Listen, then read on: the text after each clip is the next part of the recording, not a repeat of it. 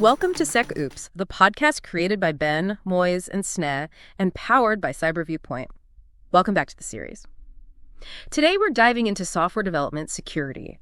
The practices, processes, and controls that ensure security is built into applications right from the very first line of code. Okay, picture this.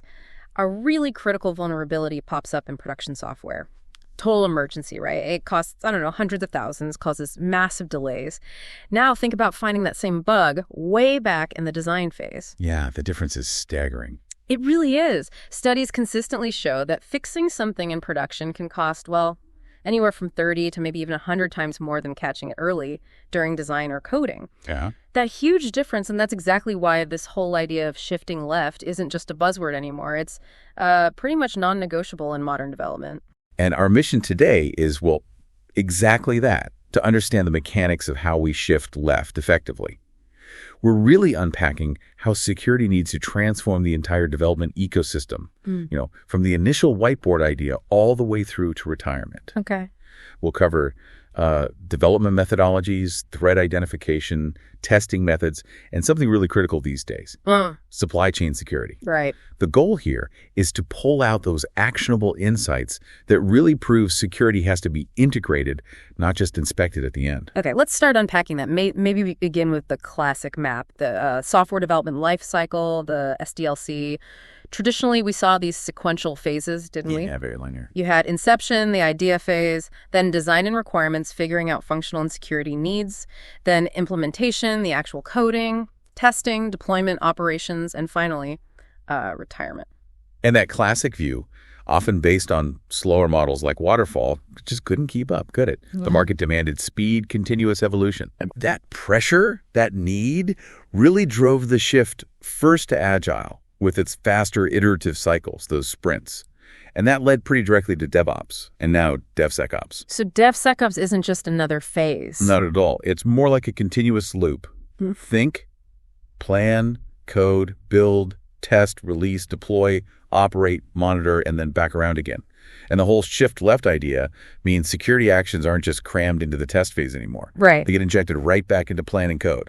Much earlier. And something that's really crucial for you, the listener, to grasp here is how the very definition of code has expanded. It's not just the application source code itself anymore.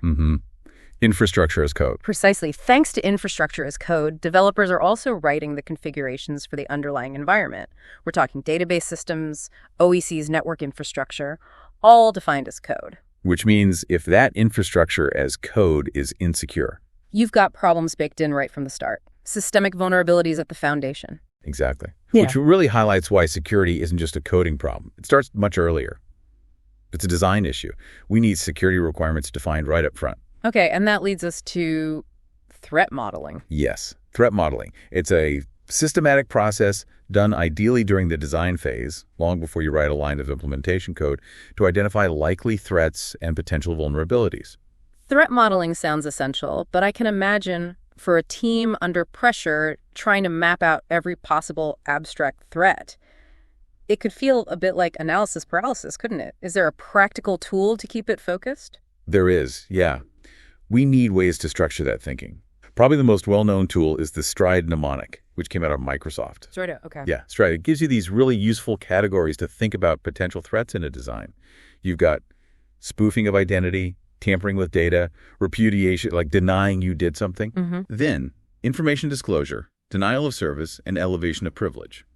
So if you're looking at, say, a new payment module, you just go through each part and ask, how could someone tamper with this? Or where's the biggest risk of information leaking out?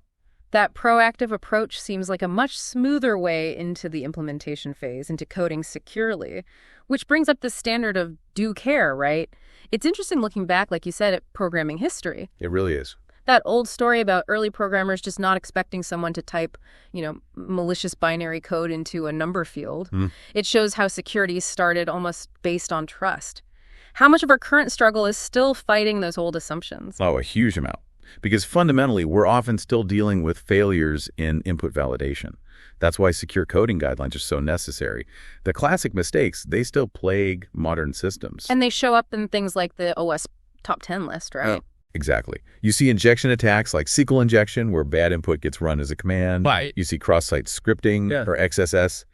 Issues with improper session management, which can lead to session hijacking if tokens or cookies aren't handled securely. And it's not just the code we write ourselves, is it? There's the risk from components we use. Absolutely. Vulnerable and outdated components are a huge issue. Those third-party libraries or dependencies that maybe hit end of life, or they're just deployed with insecure defaults. Right, misconfigured. Yeah.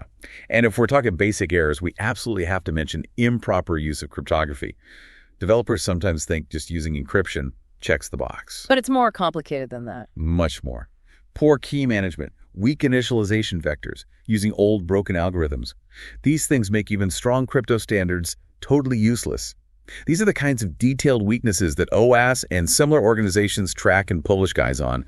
Okay, and speaking of interfaces, APIs, application programming interfaces, they're everywhere now, right? Acting as these machine-readable ways for systems to exchange data.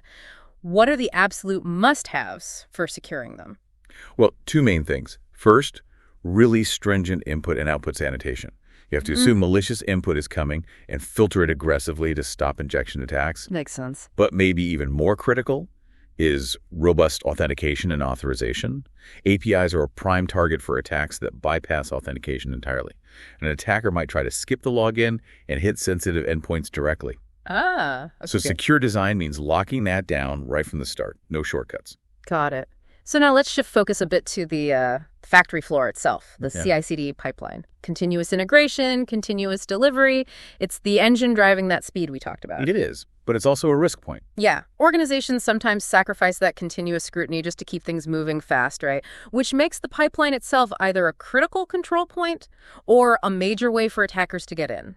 And to make that pipeline a secure delivery mechanism, not just a fast one, we lean heavily on, well, 3 core testing methods. Think of them as quality control gates, some automated, some manual. Okay, what are they? First up is static analysis, or SAST. This is what we call white box testing. It looks directly at the application source code without actually running the program. So it reads the code. Exactly. The real value of SAST is finding things like architectural flaws, potential buffer overflows, memory leaks, race conditions, problems in the code structure itself, before they even become runnable bugs.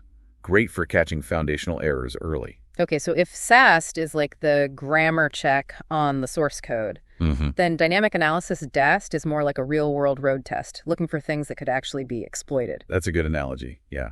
DAST is black box testing. It actually runs the application or maybe targets a specific URL or API and actively tries to break it. It might send fuzzing data randomized junk to input fields, trying to trigger vulnerabilities an attacker could use. But it only sees what's running at that moment. Right. That's the limitation. DAST only tests the running state, whereas SAST can analyze the entire code base, even parts that aren't easily reachable in a running test. And automated tools, well, they always miss context, don't they? Which brings us to the third pillar, which sounds crucial. Code reviews. Peer reviews, yeah. They can be invaluable. This is the manual process where developers actually look at each other's code. They're looking for functional bugs, sure, but also security defects, maybe leftover maintenance hooks, and critically flawed logic. Things a tool wouldn't understand. Exactly. Business logic flaws that no automated scanner could possibly detect. This is often where you catch the really subtle stuff. And we should probably also include interface testing here, making sure data and control flows securely between different systems. Okay, that makes sense. Now, considering that most modern applications aren't built entirely from scratch, most software is acquired or assembled using open source components, that introduces a whole lot of supply chain risk, doesn't it? Massive risk. Yeah. Relying on third-party code is unavoidable, but it means we have to manage that risk carefully. So how do we get a handle on that? How do we manage the risk from code we didn't write? It starts with visibility. You need to know what's actually in your software. The foundational tool for this is the software bill of materials, the SBOM. SBOM. Heard a lot about that lately. You will keep hearing about it.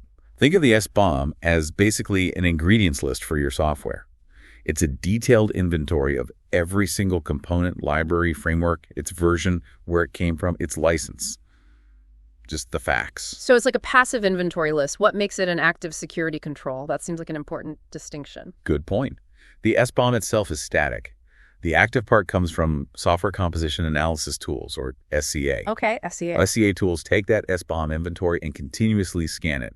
They check those listed components against vulnerability databases, track licensing compliance issues, flag when new versions are available, and alert you to known security risks in the components you're using, ideally in real time. So SBOM is the list, SCA is the ongoing checkup. Precisely.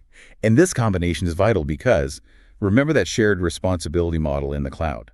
Even if you're using PaaS or IaaS, you, the customer, still own the security of your application code and your data. You can't outsource that responsibility. Right. Okay, before we leave the sort of development flow, one more risk, protecting the code while it's being developed.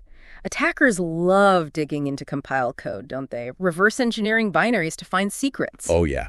They're looking for embedded encryption keys, proprietary algorithms, anything valuable. So what are the countermeasures there? It's kind of twofold. First, you can use code obfuscation. This intentionally makes the compiled code harder to read and understand, making reverse engineering more difficult, though not impossible. Okay. Second, and arguably more important, is rigorous control over the development environment itself. Secure source code repositories, monitoring who accesses them, locking down build servers, basically protecting the code at its source. Makes sense. So once an organization has these kinds of processes in place, secure design, coding, testing, supply chain checks, they need a way to measure how well they're doing, right? And improve over time. That's where maturity models come in. Exactly. Maturity models provide a framework for assessment and improvement. You often hear names like SAM, BSIM, CMMI. Yeah, those acronyms pop up a lot.